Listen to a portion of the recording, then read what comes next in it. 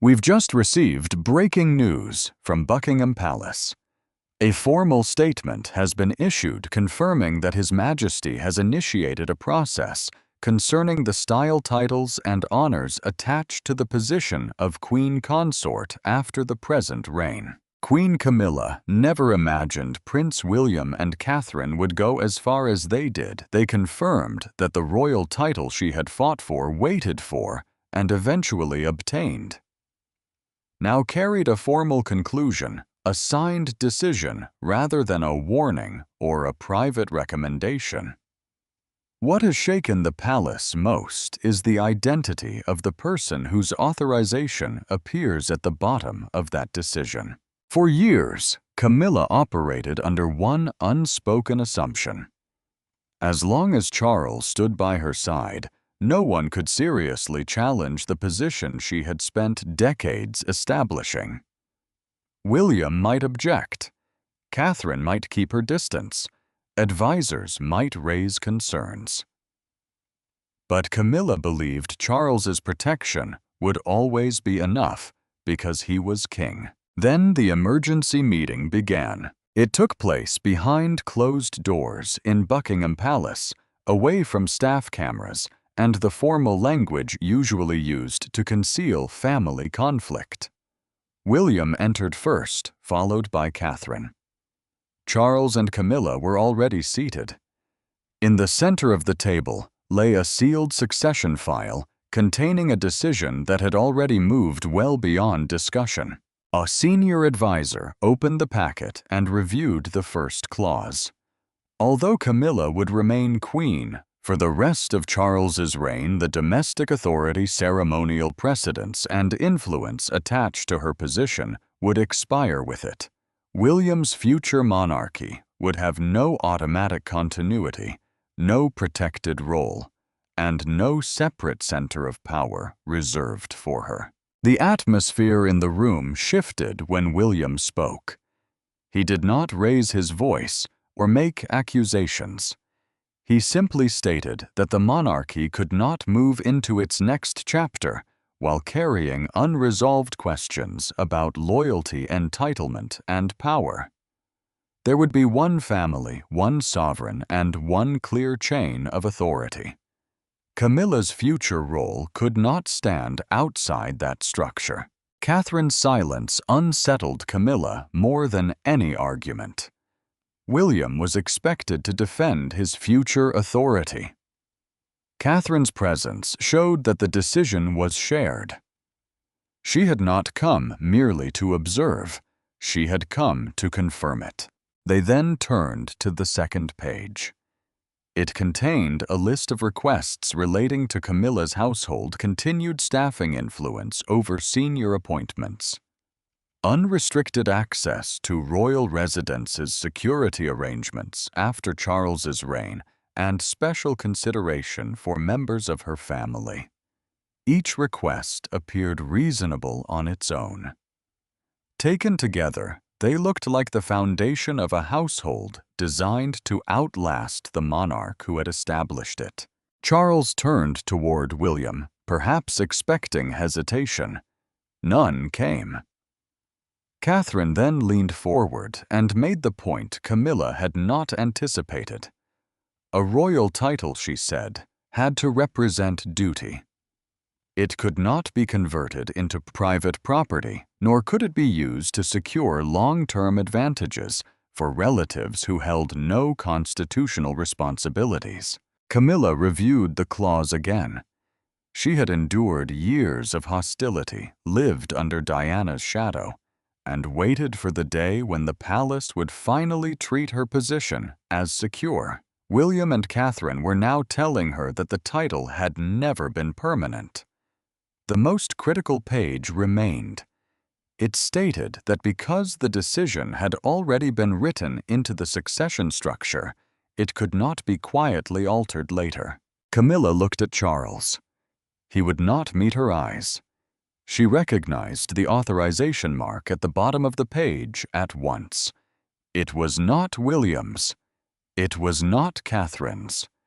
Charles had been the first to approve the framework that would eventually remove her future authority. That mark, however, was only the beginning of the problem.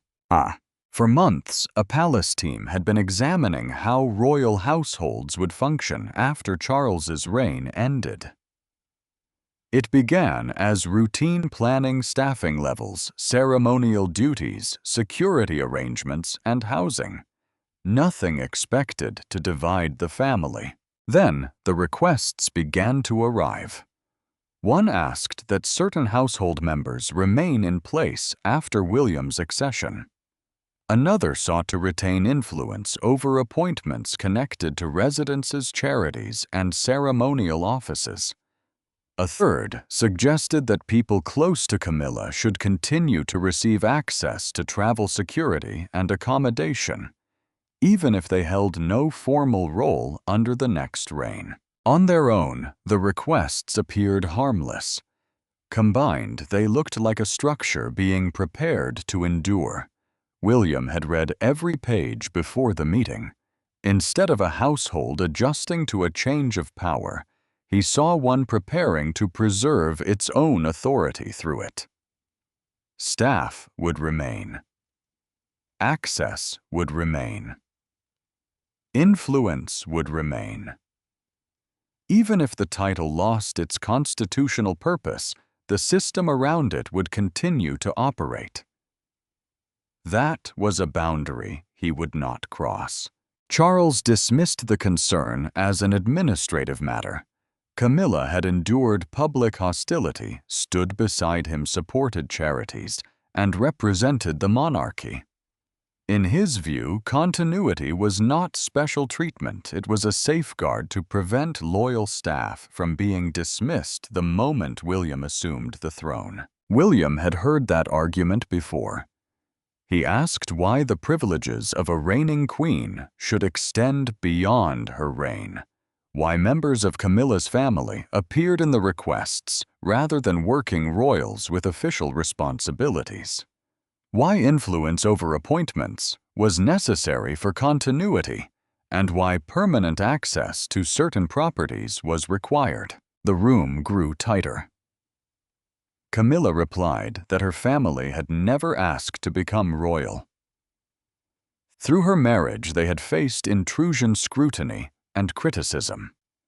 Any support described in the papers, she said, was intended to protect them from consequences they had never sought. Catherine listened in silence. Then she asked one question.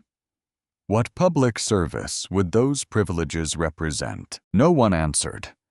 That pause exposed the weakness in the argument. Privilege could be defended when it enabled duty. It became far harder to justify when it rested on personal comfort, private loyalty, or family connection. Catherine's concern was not only constitutional. Every resident staff position, security arrangement, and appointment would eventually face the same question outside the palace. Why should it continue, and whom did it serve? Charles shifted in his chair. He understood public anger better than most. He had watched small financial issues escalate into major controversies. He knew that a single poorly justified privilege could overshadow months of public service. Camilla refused to concede. She said William and Catherine were treating her as though she were building a rival court. What they called planning, she argued, was being turned into evidence of ambition. The next reign could honor the current queen without weakening its own authority. William opened the dossier and placed a single page in front of her. 6 words appeared at the top. The top, continuation, beyond the present sovereign. That phrase had appeared repeatedly during the investigations. It was not the language of temporary care or orderly transition. It described something intended to survive Charles and continue under William. Camilla's expression changed for a moment. She said the wording had come from officials. She had not written it. She had not approved every sentence. Documents were constantly prepared within the household, and not all of them reached her desk. That answer created a new difficulty. If she had approved the requests, she would have entered the meeting fully aware of what William had found. If she had not, someone on her staff had been advancing plans beyond her instructions. Both possibilities were serious. The senior advisor reviewed the warning records. Camilla's office had been told more than once that no title staff structure, residence, or privilege could automatically survive the end of the reigning monarch's authority. The warning had been clear. It had also been ignored. The requests continued. One appeared 3 weeks after the first warning. Another followed a second discussion with constitutional advisors. The final request was submitted only days before William and Catherine were called to review the succession file. This was no longer a misunderstanding. Charles looked toward Camilla, waiting for an explanation she did not give. William remained still. Catherine then reached for a thinner folder beneath the main document. Camilla recognized the date immediately. She had believed that meeting was private. She had also believed no written record existed. Catherine opened the appendix and slid the first page across the table. It was not a letter. It was a transcript of a confidential conversation between Camilla's household and palace advisors months earlier. One exchange stood out. An official had stated that no authority attached to the current queen could automatically transfer into the next reign. The reply from Camilla's side had been direct. Find another path. Camilla read the line twice. Then she looked at Catherine. For the first time that evening, the pressure became personal. She asked whether Catherine understood what she was supporting. Every word carried years of frustration. Catherine had entered the royal family with public welcome and William's protection. Camilla's path had been different. She had faced rejection and long believed she would never fully belong beside Charles. For decades, she had waited for the title. Now Catherine was helping to place a conclusion beneath it. Catherine closed the folder and rested both hands on the table. She answered calmly. Sacrifice, she said, could explain why a title mattered. It could not decide how that title should function once its constitutional purpose had ended. That distinction changed the atmosphere in the room. Camilla had been speaking about survival. Catherine was speaking about limits. She acknowledged that Camilla had endured years of public scrutiny. She recognized that during his reign, Charles had chosen her, defended her, and made space for her. None of that was being erased. But a new reign could not be controlled by obligations accumulated under the previous one. A title was not payment for past hardship. It was a position of service. When the service ended, the authority connected to it should end as well. Camilla asked whether, when Catherine's own turn came, she expected to surrender everything with the same ease. The question was meant to expose hypocrisy. Catherine answered without hesitation. If the authority attached to her duties ceased to serve a constitutional purpose, then that authority ought to end as well. No household should continue simply because the previous head of the household found comfort in power. William looked at her. He understood the weight of what she had said.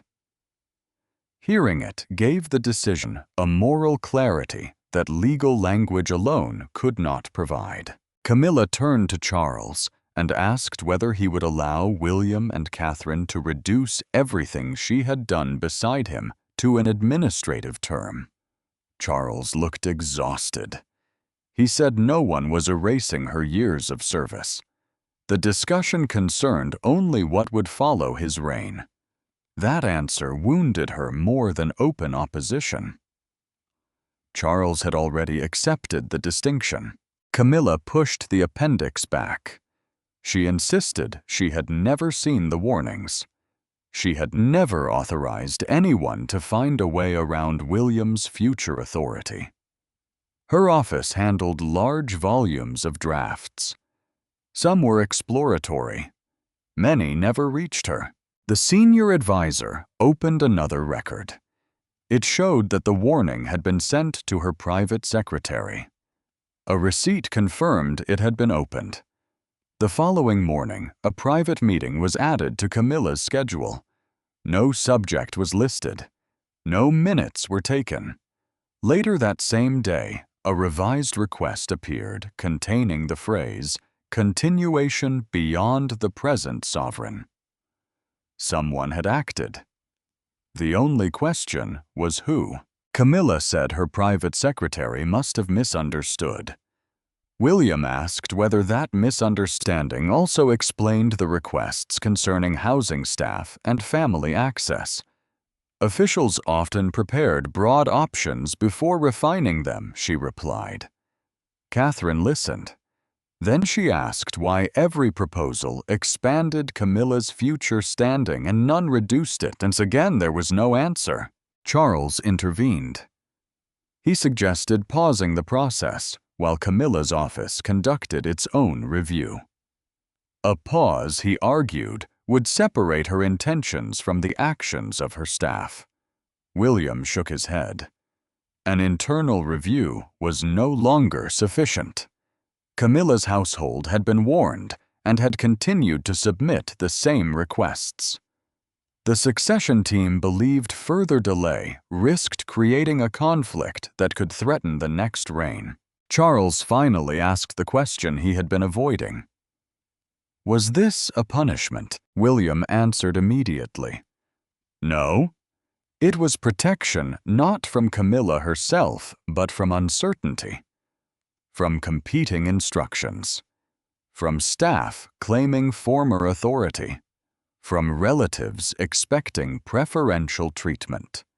From a future court forced to spend its early months arguing over promises made under a previous sovereign. Catherine reopened the appendix and turned to the final page. Beneath the earlier warnings lay the legal foundation for the decision. The clause had not been written by William. It had not been created by Catherine. It came from a reform approved months earlier, designed to keep royal titles, households, residences, and public funding connected to active duty. Charles himself had signed it. He leaned forward. The room fell silent. Catherine placed one finger beneath the signature and stated what no one had yet said aloud. William was not inventing a new rule to remove Camilla's future authority. He was enforcing a rule Charles had already approved. If Charles now tried to create an exception for his wife, he would also have to admit that the reform applied to everyone except the woman sitting beside him. Camilla turned slowly toward the king. This time, he could not look away. Charles stared at the signature as though it belonged to someone else. Months earlier, the reform had seemed straightforward. Simplify the monarchy. Reduce duplication, link public support to active service, and prevent households from growing beyond what was required. It had been presented as a clear response to years of concern about cost privilege and unclear responsibility. Now the same paper was looking inward. The senior advisor explained the outcome. After Charles's reign ended, Camilla would no longer hold the position of consort. Her service could be honored. Her dignity could be preserved. But the authority attached to the title of queen would not continue by default. Under the reform, duty ended first. Privilege followed. Charles asked whether an exception could be written. The answer came carefully. Yes, but not without consequences. An exemption for Camilla would require formal justification. It would show that the regulation applied to every household except the king's.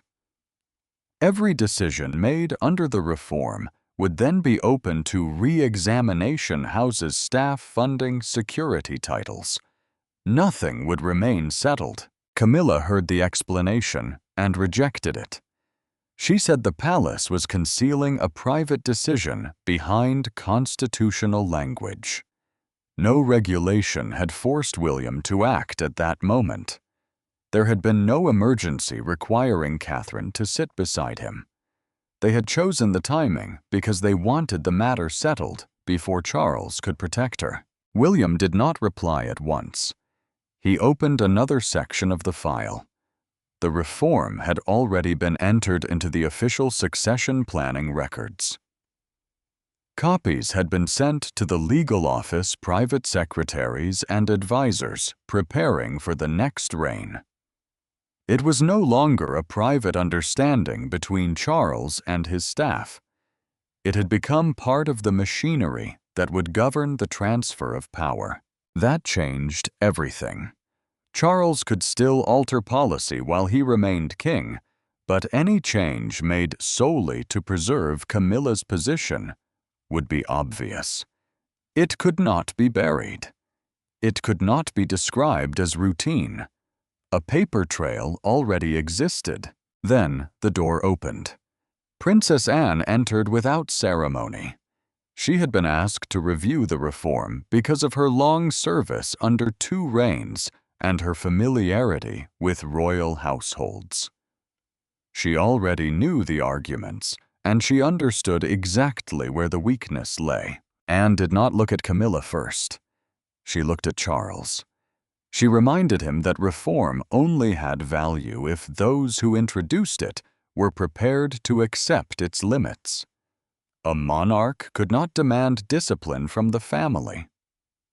Reduce households, challenge established arrangements, and then abandon those principles when his own wife came under the same scrutiny. Charles replied that Camilla was more than a relative. Anne agreed. For precisely that reason, the rules needed to be clearer, not weaker. Camilla accused Anne of siding with William and Catherine against her. Anne rejected the claim. Personal feeling was not the issue. Offices were. One belonged to the current reign. One would belong to the next.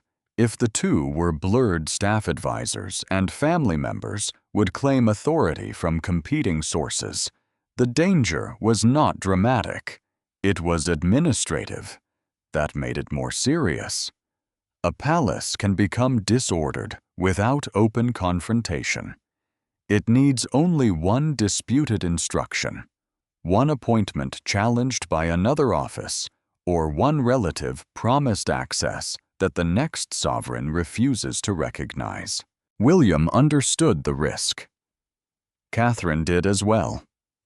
She pointed to the section dealing with precedents. If Camilla retained the practical standing of queen after Charles's reign, where would that leave the next queen, who would speak first at formal events, whose household would direct the staff, which office would receive foreign visitors? Even ceremonial ambiguity could create a public fracture. Camilla said Catherine was simply protecting her own future position. Catherine did not deny it. She replied that the next reign required clarity rather than competition. Just as Camilla had stood beside Charles, she had a duty to protect that clarity. The legal advisor then delivered the assessment that goodwill could not alter. The framework was legally sound. The succession record was complete. The policy removing Camilla's automatic future authority had already been approved. Charles could object. He could request a further review. He could even attempt to replace the framework. He could not erase the existing record or remove the reasons that had produced it. Camilla pushed the folder aside.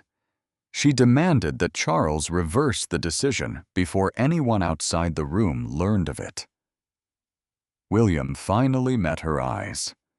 Charles could object. He could delay. But he could no longer make the decision disappear quietly. It had already been written into the plans for the future. Camilla stopped looking at Charles. She looked at William. For the first time that evening, the question between them was free of advisors' documents and constitutional language. It became simple and personal. Was he truly prepared to remove her? William answered without changing expression. It was not about his personal feelings toward Camilla. It was about what the next reign could safely carry. The succession plan had already been approved. The line had been drawn. His responsibility was to confirm it, not to pretend it did not exist. Camilla turned to Catherine. Catherine confirmed the same position without hesitation. The next court could not begin under the shadow of divided authority. Camilla would be treated with dignity. She would be honored for the role she had played beside Charles. But the authority attached to the title of queen would end when that service ended. That moment could not be reversed by anyone in the room. Charles rose and walked to the window. For years he had shielded Camilla from public hostility, private opposition, and the lasting weight of the past. The greatest challenge to her position now was not coming from outside the palace. It was coming from the next king. Charles proposed a compromise. Camilla might retain a ceremonial style after his reign. Staff numbers would be reduced rather than eliminated.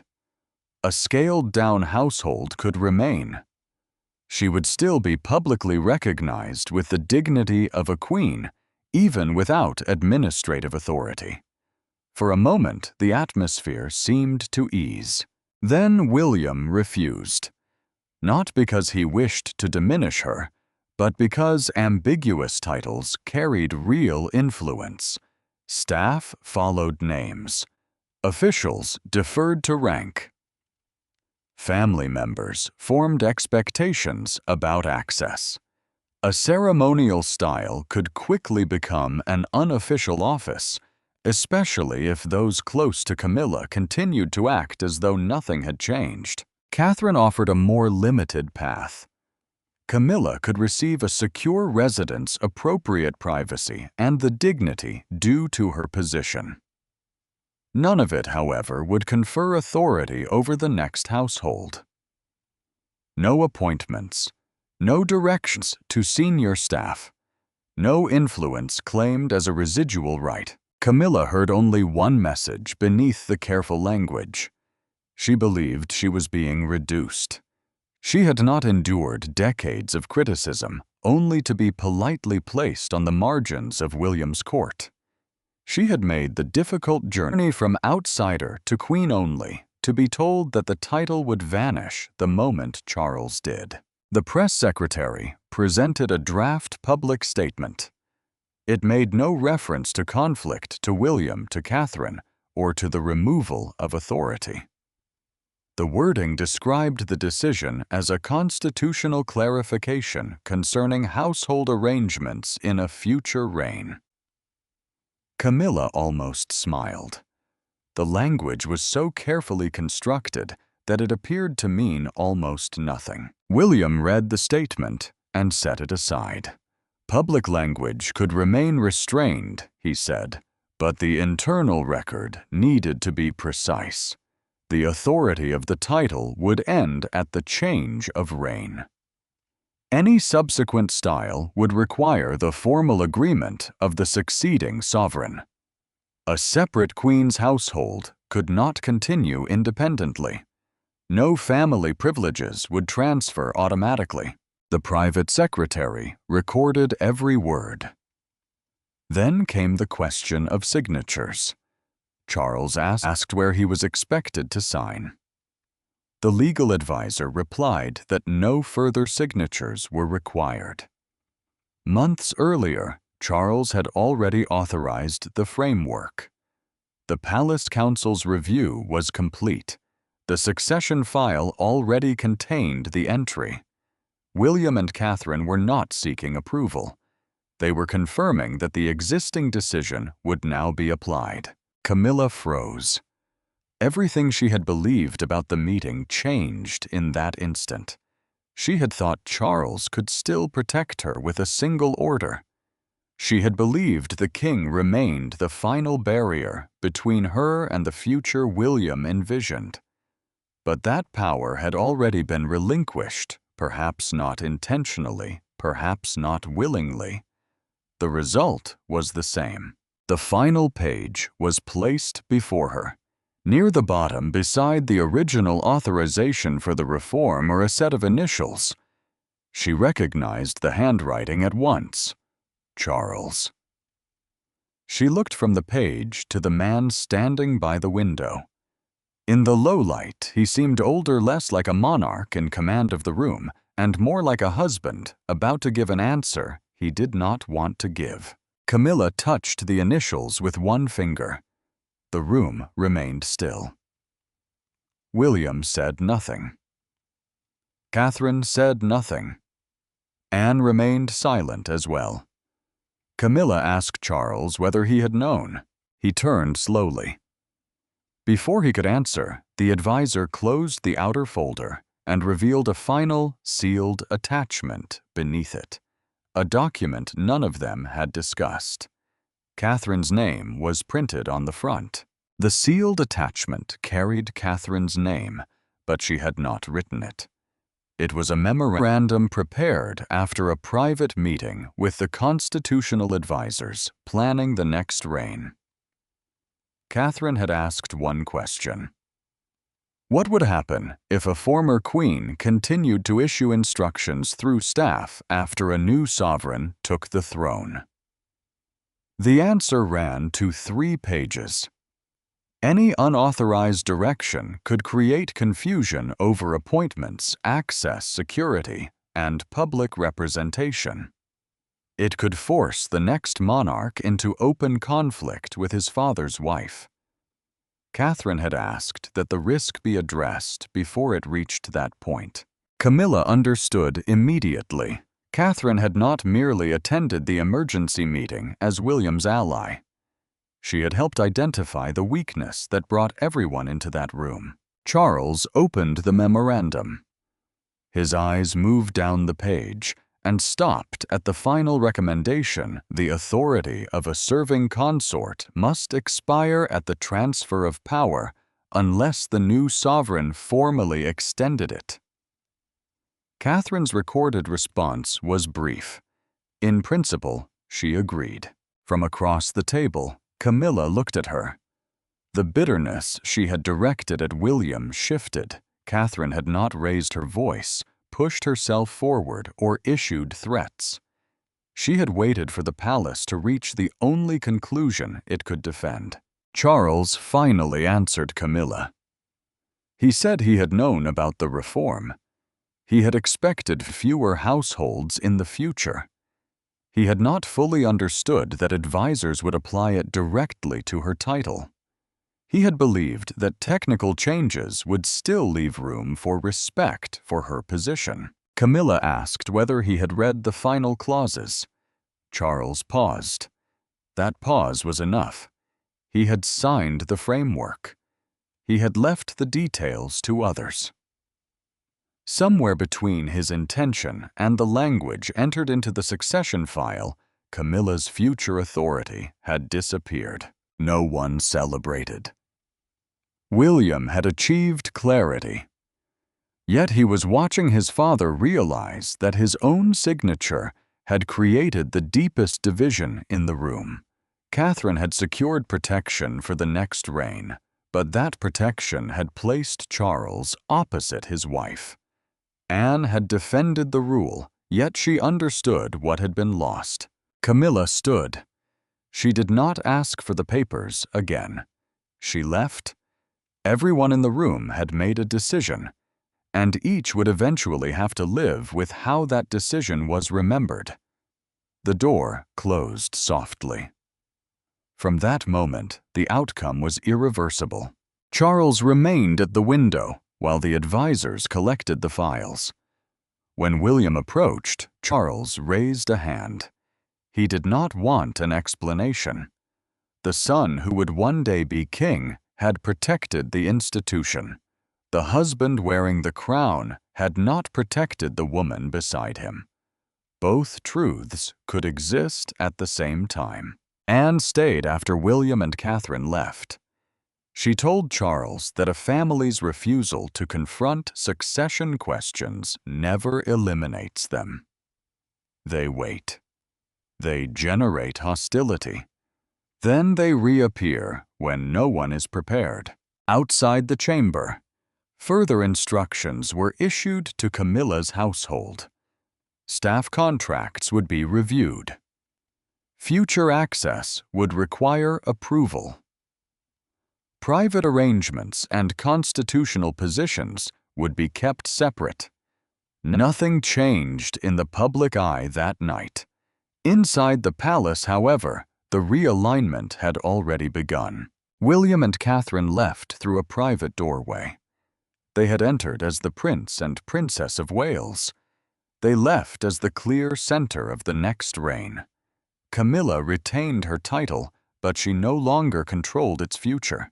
The palace statement eventually released to the public used careful language continuity part, adjustment. There was no mention of the conflict, the initials, or the moment Charles did not answer. The real decision remained, protected by irreversible signatures inside the succession file. One question still lingered. Did Charles misunderstand what he signed, or did he foresee the reform's conclusion and allow William to carry out what he himself could not? But the next revelation may be even more serious. Another document was taken from Camilla's office that same evening. Written by hand, it listed 3 royal appointments, 1 private property, and the name of the first family member Camilla wished to have protected. That name changes everything.